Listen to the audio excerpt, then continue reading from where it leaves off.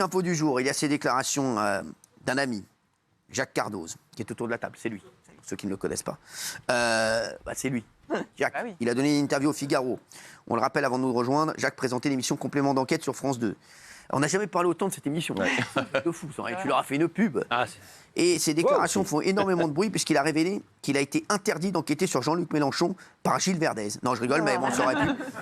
Regardez, ça c'est fou quand j'ai vu ça. Parce que tu nous en avais parlé, mais là, t'y vas quand même. Hein. Regarde, c'est parti. Sur 50 émissions, il y en a une qui s'attaque à une personnalité de gauche. À l'époque, je voulais faire une enquête sur Jean-Luc Mélenchon. On me l'a refusé. C'était quand même pile poil au moment où il avait dit la République, c'est moi. Il y avait largement de quoi faire un complément d'enquête. On me l'a refusé et on a eu même ce mot qui m'a quand même... Alors là, je suis tombé de l'armoire où on m'a dit « Non mais tu comprends, la France Insoumise nous donne tellement de dossiers qu'on ne peut pas travailler et on ne peut pas travailler contre eux. » C'est incroyable ça. On est à 19h53, on est en direct. Jacques, c'est quoi cette histoire? Tu voulais faire un truc, toi, à l'époque où il y a eu la perquisition? Je voulais faire un 52 sur Mélenchon pour qu'on ait vraiment... qu'on puisse vraiment analyser le personnage, ses contradictions, le mettre en face de ses propres contradictions, comme on l'a fait sur d'autres personnalités, sur Carlos Ghosn, sur Dupond-Moretti, sur plein de monde. Et oui, c'est pas un secret de dire qu'au sein de Complément d'enquête, on a plutôt un penchant pour taper sur la droite que pour taper sur la gauche. Donc moi, je me souviendrai toujours de ce que m'a dit Hervé Brusini. C'est le patron du prix Albert Londres. Le prix Albert Londres, c'est le prix, le summum en matière d'investigation, le Graal. Il m'avait dit, si tu veux être respecté, il faut être redouté. Et pour être redouté, il faut que tu tapes aussi bien d'un côté que de l'autre. Parce qu'il ne faut jamais que les gens puissent deviner pour qui tu votes. Et il faut jamais... Donc, voilà.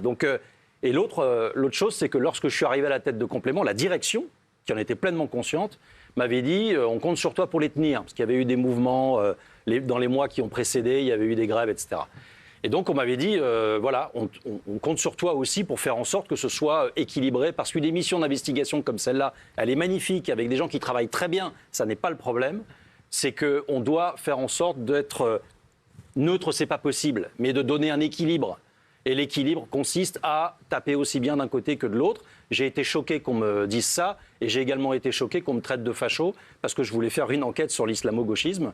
On l'a faite, mais ça a été compliqué. Il y a plusieurs journalistes qui l'ont refusé, avant qu'une troisième finalement l'accepte. Et sur Jean-Luc Mélenchon, comment t'as dit non? Ça a été comment? En fait, si tu veux, Complément d'enquête, c'est une émission où le patron et le rédacteur en chef, le présentateur et le rédacteur en chef impulsent, mais c'est impossible de faire une enquête si la totalité des journalistes sont contre. Il y a une dizaine de reporters et la plupart des reporters ne voulaient pas freiner des cas de fer. Et j'ai vu le communiqué de la SDJ il y a quelques jours qui disait « Mais non, Complément est une émission très équilibrée ». Et ils ont cité un certain nombre de thèmes. Et en réalité, des thèmes de gauche, il n'y en a que 2. Il y a eu, en 50 émissions, c'est-à-dire depuis que je suis parti, il y a eu une émission sur Anne Hidalgo et une sur Sandrine Rousseau. Et Anne Hidalgo, c'est moi qui l'avais commandé, mais comme il faut 6 mois ou 1 an pour que les sujets se fassent, voilà. Il y en a eu qu'une. Donc en fait, il y en a eu qu'une. Moi, j'ai eu le sentiment, ma dernière année, d'être un peu dépossédé. Et j'ai eu le sentiment de ne pas pouvoir exactement faire ce que je voulais faire. Et je trouve dommage parce que le service public n'est comparable à personne. Oui. Le service public, ça doit être la neutralité, ça doit être l'exemple. Parce que tous les gens qui sont ici, ils donnent 150 € par an. Donc, et cet argent public-là, le service public doit être redevable de ça. Et une émission d'investigation, elle doit être au-dessus de tout. Guillaume. Non mais là, cette émission n'a plus aucune crédibilité. Elle prend clairement les téléspectateurs pour des cons. C'est-à-dire qu'on est sur une émission qui est censée être de service public, qui est censée être impartiale, qui est censée parler de ce qui concerne la France, de ce qui fait l'actualité. Et on se rend compte qu'en coulisses, il y a des magouilles, on refuse des sujets, on en fait d'autres qui sont des sujets commandés. C'est n'importe quoi. On prend les gens pour des cons. C'est comme nous ici, on peut refuser. Il y a des sujets. Oui, mais je ne comprends pas. Là, c'est le service public. Qui intéresse moins. Ouais. Et pardon, mais au moment de La République, c'est moi, Jean-Luc Mélenchon aurait mérité une enquête. Est-ce que vous méritez une enquête maintenant? Complément d'enquête. Moi, je mérite toujours. Complément d'enquête sous-entend qu'il y a déjà eu une enquête, il n'y a pas eu d'enquête. Jean-Luc Mélenchon, c'était une affaire publique. Là, on voit que c'est complètement gratos et ça décrédibilise l'émission. C'est pas digne du service public. Pourquoi ils ont refusé Jean-Luc Mélenchon? Clairement, l'une des journalistes m'avait dit non, on peut pas faire ça parce que la France Insoumise, c'est eux qui nous donnent des dossiers. des dossiers sur des fermetures d'usines, des dossiers sur... c'est vrai qu'ils sont très actifs et que dans la mesure où Complément est une émission qui revisite beaucoup les fermetures d'usines, les problèmes d'emploi, du coup, tu as besoin d'avoir des sources. Et la France Insoumise fait partie des partis politiques qui donnent les dossiers. Ils poussent sur des sujets, la France Insoumise par exemple, ils peuvent dire il faudrait faire ça, il faudrait faire ça, il faudrait faire ci. Oui, parce qu'il y a une forme de connivence et d'amitié, etc.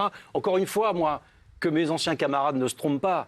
Je ne suis pas en train de dire que ce n'est pas une bonne émission, ce n'est pas le problème, ou qu'ils travaillent mal. Je dis que lorsqu'on fait une émission comme celle-là et qu'on a 50 sujets sur 2 ans, le minimum, c'est quand même qu'on tape autant d'un côté que de l'autre et que ce ne soit pas tout le temps contre les riches, contre les patrons, contre la police, c'est mal, contre... Voilà. Et non, il se passe aussi beaucoup de choses à raconter, j'ai envie de dire, de l'autre côté. Voilà. C'est ce que je pense. Oui. Non, mais j'entends parfaitement ce que dit Jacques, puis il l'a vécu, donc c'est vrai. Mais est-ce que votre enquête sur Mélenchon, elle n'aurait pas été à charge ? Vous dites vous vouliez... Vous dites vous vouliez... Bah non, pas peu importe. C'est ce qu'on dénonce sur d'autres. Vous dites, à partir du moment où il y a une enquête à Complément, c'est à charge. Vous dites que vous vouliez... donc c'est un problème. Vous dites que vous vouliez enquêter sur l'islamo-gauchisme, par exemple. Je l'ai fait finalement. Voilà. Votre but, c'était de prouver que LFI recrute des personnes arabo-musulmanes. C'est ce que vous avez dit en banlieue. Le vote musulman, il est acquis à 70% à LFI. Alors, c'était quoi le but de l'enquête ? Alors, je vais te dire précisément. Là, juste Gilles défend ses amis. Non, c'est pas mes amis, mais je vais te répondre très précisément.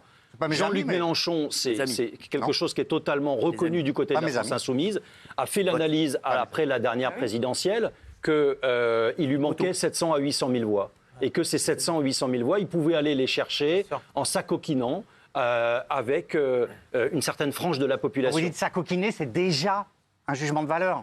Parce que c'est en fait, lorsque tu regardes cette enquête, et on n'a pas été les premiers à la faire, regarde cette enquête, tu verras que, en effet, il y a une relation et une collusion entre certaines cautions de banlieue qui peuvent apporter un vote à Jean-Luc Mélenchon, qui n'a pas toujours été sur cette ligne politique. Voilà. Juste, quand vous avez dit un truc, en complément d'enquête, quand ils font une enquête, c'est toujours un charme. Bah oui, c'est. Ah bah oui. Ouais. Parce que moi, ils m'ont dit, on va faire un portrait. Hein. Bah c'est très étonnant. Ça, c'est. On te refaire le portrait. J'adore. Non mais Cyril, moi j'adore ça. En fait, toute la question est de savoir s'ils vont trouver des choses qui sont suffisamment croustillantes. Oui. Si à un moment donné, ils ne trouvent pas suffisamment de choses croustillantes sur toi, au fil du temps, ils finiront par dire non, mais on a voulu faire un portrait assez équilibré. Et donc forcément, il y aura plus de gens qui parleront bien de toi que de... Parce que non, les gens qui parlent bien, ils les appellent pas trop. Hein. Ah ben oui, mais s'ils trouvent rien, ils l'ont annoncé ce complément, donc il va falloir le faire. Et il faut faire les 52 minutes. Je t'avais déjà expliqué que je suis... 52 minutes. Hein. Ben oui, mais je t'avais déjà expliqué que moi, j'étais aussi contre les 52 minutes, parce que je pense qu'un 52, ça pousse à essayer de charger la barque, de mettre énormément de choses, alors que tous les sujets ne méritent pas 52 minutes, parfois c'est 15, c'est 20. Et l'idée originelle de Benoît Duquesne, le créateur de cette émission, qui est malheureusement disparu et qui est décédé, oui, c'était 3 ou 4 sujets dans une même soirée qui se contredisent et avec de la contradiction et pas un 52. Ça a fait beaucoup parler, votre déclaration. France Télé a fait une réponse. Hein. Ah bon ? Et en fait, ils t'opposent le fait qu'ils estimaient que le Mélenchon, tu n'as pas pu le faire dans le complément d'enquête parce qu'il avait déjà été fait dans Envoyé spécial. Alors, merci de poser la question. Il y a eu plein de fois où Envoyé a fait un sujet et Complément l'a fait 3 mois après. Et quand les journalistes de complément d'enquête veulent vraiment faire quelque chose, crois-moi qu'ils le font et la direction, elle n'a rien à dire. Tu sais, fut un temps, on disait à Complément, lorsque je suis arrivé à Complément, la direction de l'info m'a dit, c'est une secte. Donc il va falloir que tu te fasses accepter. Et il va falloir que... En même temps, je les adore. Je veux dire, c'est des très bons journalistes et qu'on ne se méprenne pas sur ce que je dis. Mais faire du travail, un très bon travail, mais toujours le faire dans une même direction, ça n'est pas le rôle du service public. Le service public n'a pas à être politisé. Quand tu prends un groupe privé ou un journal privé, tu sais à qui il appartient. Chacun se fait son opinion. Le service public doit être exemplaire. Je pense qu'il y a une dérive. Et on le racontera dans Enquête de complément en début d'année prochaine. Je pense qu'il y a une dérive et tout sera vérifiable. Et les gens, il y aura du contradictoire. Les gens pourront venir et nous contredire si on se trompe et si je me méprends. Oui. Jacques, juste une petite précision parce que je n'ai pas très bien compris. Vous dites que donc en gros, il y avait des sortes de pression, c'était un peu gangréné la rédaction de complément d'enquête par les lanceurs d'alerte LFistes. Mais est-ce que en haut de France Télévisions, ils le savent ça ? Est-ce que la direction de France Télévisions en a conscience de ça? Alors oui, parce que moi j'avais des échanges avec la direction et c'est normal, le présentateur est responsable de l'émission et j'avais des échanges en permanence avec ma direction, donc il y avait franchement une grande transparence à ce niveau-là. Mais donc la direction de France Télévisions sait que ça se passe oui, comme ça. mais en fait, et ça pour le coup je leur donne raison, la direction peut pas à un moment donné mettre les mains dans une émission comme celle-là, parce que ça veut dire qu'il y a intervention. Exactement. Et honnêtement, pendant 3 ans, il n'y a jamais eu d'intervention. Ils ont été hyper clean avec moi. La seule émission qui a été une émission à problème, ça a été une émission sur la télé, où j'ai pas pu faire ce que je voulais, puisqu'on m'a décommandé. C'est sur quoi ? C'était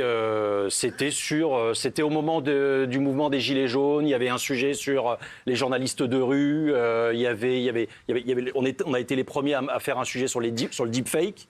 Ça avait été le premier sujet par un très bon journaliste qui s'appelle Milano Dupont. Mais surtout, je voulais avoir 2 journalistes en plateau, dans les fauteuils.